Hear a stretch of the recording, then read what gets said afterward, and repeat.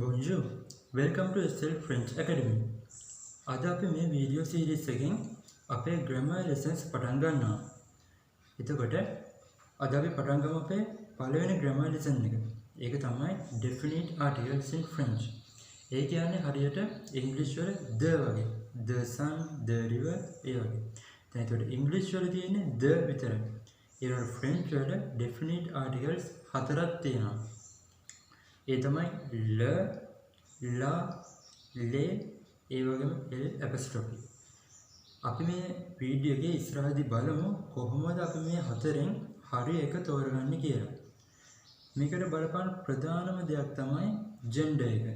French වල හැම noun එකකටම එහෙම නැත්නම් හැම object එකකටම gender එකක් තියෙනවා. ඒ කියන්නේ එක්කෝ එක masculine නැත්නම් එක feminine. ඒ කියන්නේ එක්කෝ පුරුෂලිංග එක්කෝ ස්ත්‍රීලිංග. ඒක අපි දැන් පොතක් ගත්තත් පැන්සලක් ගත්තත් ෆ්‍රෙන්ච් වල මේ මොකක් ගත්තත් ඒ හැම එකකටම ජෙන්ඩර් එකක් තියෙනවා. එක්ක එක මැස්කියුලින් එක්ක එක ෆෙමිනින්. එතකොට ඔයගොල්ලන්ට ලොකුම ප්‍රශ්නයක් තමයි කොහොමද අපි මේ ඔබ්ජෙක්ට් එක ගත්තාම ඒක මැස්කියුලින්ද ෆෙමිනින්ද කියලා බලන්න කියලා. අපි ඒක බලමු මේ වීඩියෝ එකේ ඉස්සරහදී මම ඒක කියලා දෙන්නම්. මම ඉස්සර කිව්වා වගේ ෆ්‍රෙන්ච් වල තියෙන definite article හතර තමයි le, la, le ඒ වගේම l apostrophe. එතකොට මේ le කියන එකේ දෙන්නේ හැම වෙලෙම masculine එහෙම නැත්නම් පුරුෂලිංග noun ඉදිරියෙන්. ඒ වගේම la යෙදෙන්නේ feminine noun ඉදිරියෙන්. එතකොට le යෙදෙන්නේ plural එහෙම නැත්නම් බහුවචන masculine or feminine noun ඉදිරියෙන්. ඒ වගේම l apostrophe දෙන්නේ අනිවාර්යෙන් vowel එකක් තියෙන noun එකක් තිබ්බොත් ඒක ඉදිරියෙන් අනිවාර්යෙන් යෙදෙන්නේ l apostrophe. එහෙමත් නැත්නම් French වල h අකුර එහෙම නැත්නම් h ඒක ඉදිරියෙන් යෙදෙන්නේ l apostrophe එක. එහෙනම් අපි මුලින්ම ලේසිම එකෙන් පටන් ගමු. ඒ තමයි l apostrophe. මේක අපි යොදාගන්නේ හැම වෙලේම මොකක් හරි noun එකක් පටන් ගන්නෙ vowel එකකින් නම් එහෙම නැත්නම් h අකුරෙන් නම්. එතකොට අපි දැනගන්න ඕන තව දෙයක් තියෙනවා. මේක තවත් අලුත් දෙයක්.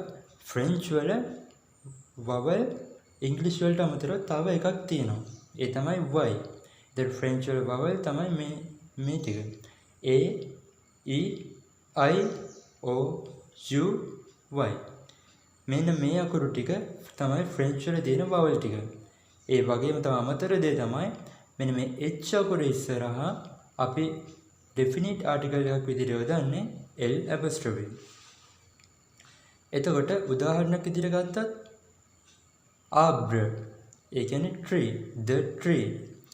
the tree කියන එක අපි definite article එකක් විදිහට ලියනකොට අපි යොදාගන්නේ l apostrophe.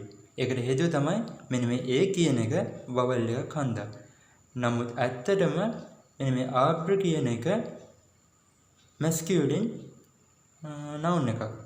ඒකන්ද තමයි මෙතන හරි නම් එන්න ඕනේ le arbre masculine හන්දා.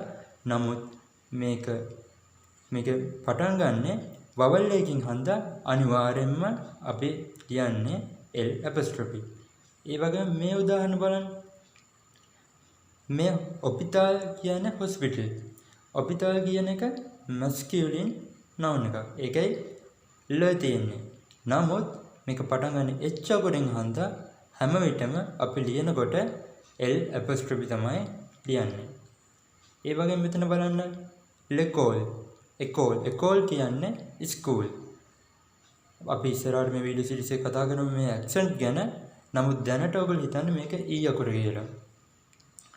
එතකොට මේ école කියන එක feminine noun එකක්. ඒකයි la තියෙන්නේ. නමුත් මේක පටන් ගන්න e අකුරෙන් හන්දා ඒක vowel එකක් හන්දා ඒකත් අපි definite article එකක් විදිහට ලියනකොට ඒ කියන්නේ the school කියලා ලියනකොට l apostrophe තමයි ලියන්නේ. එතකොට මේ ශබ්ද වෙන්නේ l'arbre, l'hôpital, l'école, අන්න ඒ වගේ L අකුරත් එක තමයි ප්‍රොනවුන්ස් කරන්නේ. දැන් අපි බලමු ෆෙමිනින් නවුන් ඉස්සරහට කොහොමද මේ ඩෙෆිනිට් ආටිකල් එක යොදාගන්නේ කියලා. එතකොට ෆෙමිනින් නවුන් වලට යොදාගන්න ඩෙෆිනිට් ආටිකල් එක තමයි ලා. එතකොට මෙතන බලන්න ලා tomato. ඒ කියන්නේ the tomato. මේ tomato කියන එක ෆෙමිනින් නවුන් එකක්. එතකොට අපි ඒක ඉස්සරහට යොදාගන්නේ ලා. එතකොට table කියන එක තමයි මෙතන තියෙන්නේ. the table කියන එක la table. එතකොට la chaise, the chair, la voiture, the car, la bouteille, the bottle, la nation, the nation. එතකොට ඔයගලන්ට පේනවා මෙතන ගොඩක් noun, ඒ කියන්නේ ගොඩක් noun ඊ අකුරෙන් end වෙන ඒවා. ඒ කියන්නේ මේ රූල් එක මේක රූල් එකක් නෙමෙයි, මේක ටිප් එකක්. 75ක් විතර ඊ අකුරෙන් end වෙන noun අනිවාර්යෙන් ෆ්‍රෙන්ච් වල ෆෙමිනින් noun විදිහට තමයි අපි ගන්නෙ. හැම වෙලෙම නෙමෙයි 75ක් විතර ඊ අකුරෙන් end වෙන noun ෆ්‍රෙන්ච් වල ෆෙමිනින්. ඒ වගේ ඒවා මෙතන පේනවා ඊ අකුරෙන් end වෙන හන්ද ලා. මෙතනත් ඊ ලා. ඒ වගේම අනිත් ටිප් එක තමයි ගොඩක් වෙලාවට මේ ION වලින් අවසන් වෙන ඒවා ඒවත් ෆෙමින් තමයි ගොඩක් දුරට ෆ්‍රෙන්ච් වල. ඒක තමයි මෙතන la nation, the nation කියන එක ෆෙමිනින් වෙලා තියෙන්නේ. දැන් අපි බලමු masculine noun. ඒ කියන්නේ ල ඉදිරියට යෙදෙන ඒවා. මේකෙත් අපි මුලින් උදාහරණ ටික බලමු. le bateau, the boat, le cahier, the workbook, le nettoyage, the cleaning, l'organisme, the organism, l'hôpital, the hospital. එතකොට අපි දැන් කලින් ෆෙමිනින් ඒවා හඳුනගත්තා වගේ අපි බලමු කොහොමද masculine noun හඳුනගන්නේ කියලා. මේකට රූල් එකක් නැහැ. අපි බලමු මොනවද ටිප්ස් කියලා. එතකොට පළවෙනි දේ තමයි බොහෝ දුරට ඊ අකුරෙන් end නොවන ඒවා බොහෝ දුරට masculine noun. එතකොට මෙතන බලන්න. ඊ අකුරෙන් නෙමෙයි end වෙලා තියෙන්නේ. ඒකන්ද මේක masculine. ඒක හන්ද තමයි අපි masculine noun ඉස්සරහට යොදාගෙන definite article එක වෙන ල එහෙම නැත්නම් le මෙතන යොදාගත්තේ. මෙතනත් එහෙමයි. එතකොට අනිත් එක තමයි බොහෝ දුරට age. ඒ කියන්නේ age ශබ්දෙන් end වෙන ඒවා අනිවාර්යෙන් ගොඩක් දුරට masculine noun. ඒක හන්ද තමයි මෙතන අපි ල යොදාගත්තේ. ඒතර අනිත් ටිප් එක තමයි බොහෝ දුරට මේ වගේ අනේ වගේ ශබ්ද වලින් අවසන් වෙන ඒවා බොහෝ දුරට masculine. නමුත් මෙතන ල apostrophe යොදලා තියෙන අපි කලින් ඉගෙන ගත්තා මේක පටන් ගන්නෙ vowel එකකින්. ඒකන්ද අනිවාර්යෙන් අපි මේක යොදනකොට l apostrophe. නමුත් මේක තනි noun එකක් විදිහට ගත්තොත් මේක masculine noun එකක්. මේ hospital කියන එකත් ඊ අකුරෙන් නෙමෙයි එන්නලා තියෙන එක හන්ද මේකත් masculine noun එකක්.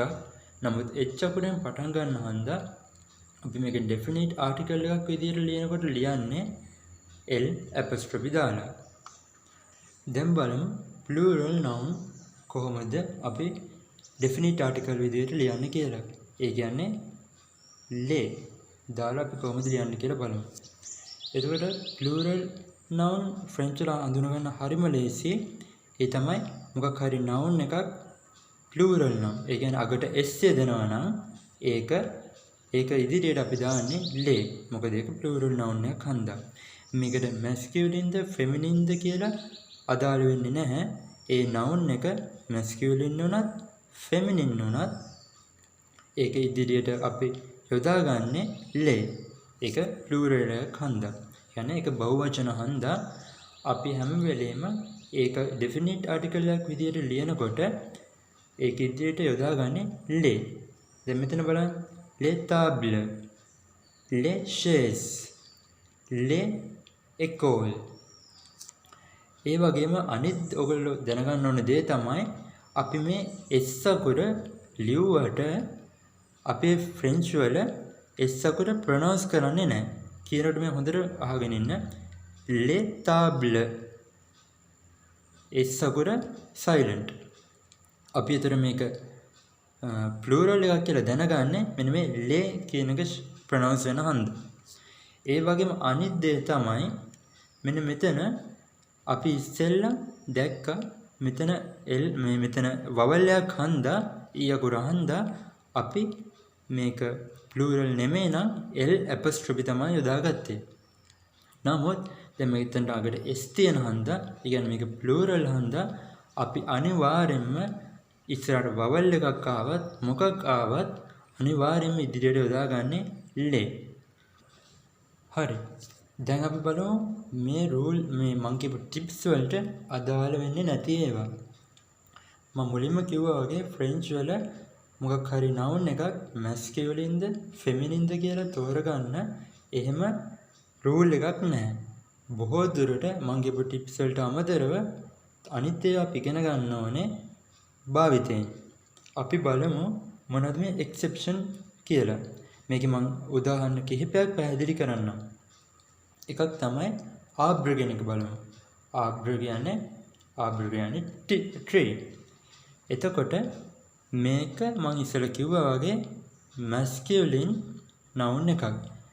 හැබැයි මේක අපි මේ apostrophe යොදාගත්තේ ඉස්සරහට vowel එකක් තියෙන හන්දා. නමුත් මේක masculine noun එකක්. අපි මම කලින් ටිප්ස් වල කිව්වා බොහෝ දුරට e අකුරෙන් end වෙනවා නම් ඒක feminine කියලා. නමුත් මේක e අකුරෙන් end වුණාට ආබ්‍ර කියන එක masculine noun එකක්. ඒ වගේම මෙතන la maison කියන එක e අකුරෙන් end නොවුනට මේක feminine noun එකක්. la maison. maison කියන්නේ නිවස. එහෙම නැත්නම් home. මෙන්න මේ වගේ exceptions අපි භාවිතයෙන් තමයි ෆ්‍රෙන්ච් වල ඉගෙන ගන්න ඕනේ. හොඳයි. එහෙනම් අපි අද ඉගෙනගත්ත පාඩමෙන් පොඩි ඇක්ටිවිටි එකක් කරමු.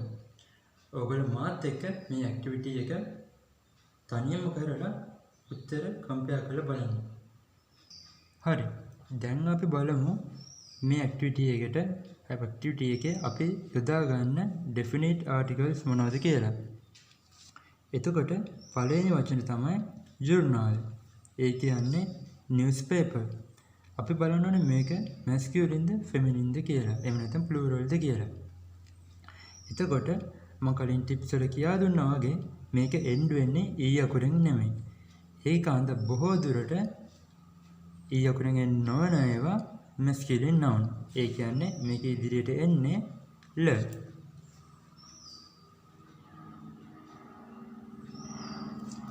le journal.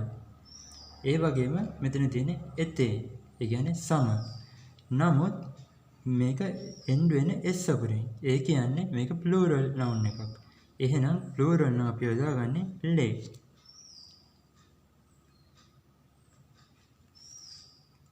ඊට පස්සේ මෙතන තියෙන්නේ chaise. ඒ කියන්නේ chair. මේක end වෙන්නේ e අකුරෙන්. එහෙනම් මේක feminine noun එකක්. එහෙනම් අපි යොදාගන්නේ la.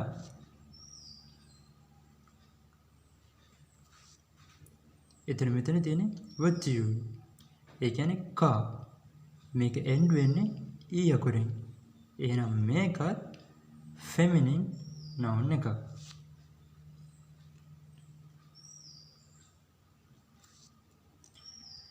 මෙතන lundi.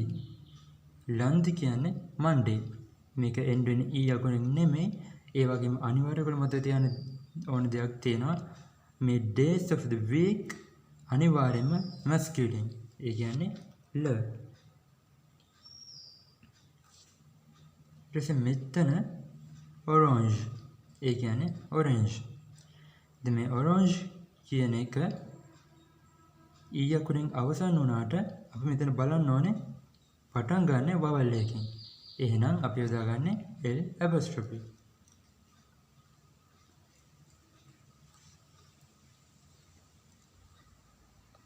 එහෙනම් අද ඔයගොල්ලෝ French වල definite article ඉගෙන ගත්තා. ඒ කියන්නේ ඉංග්‍රීසි වල the වගේ. එහෙනම් ඔයගොල්ලෝ අද මේ ඉගෙනත් එක තනියම නැවත නැවත බලලා තනියම ප්‍රැක්ටිස් කරන්න. ඒ වගේම ඔයගොල්ලන්ට මතක තියාගන්න ඕන ප්‍රධාන දෙයක් තමයි French වල definite article වලට එහෙම කිසිම රූල් එකක් නැහැ. මම කිව්ව ටිප්ස් වලට අමතරව අනිත් ඒවා ඉගෙන ගන්න ඕනේ භාවිතේ. එහෙනම් ඒ වගේම අපි ඉස්සරහටත් මේ වගේ වැදගත් grammar lesson එක එකතු වෙමු. මතක තියාගන්න අපි subscribe කරලා bell icon එක click කරලා තියාගන්න. එතකොට අපි අලුත් වීඩියෝ series එකත් එක්ක ඔයාලට එකතු වෙන්න පුළුවන්.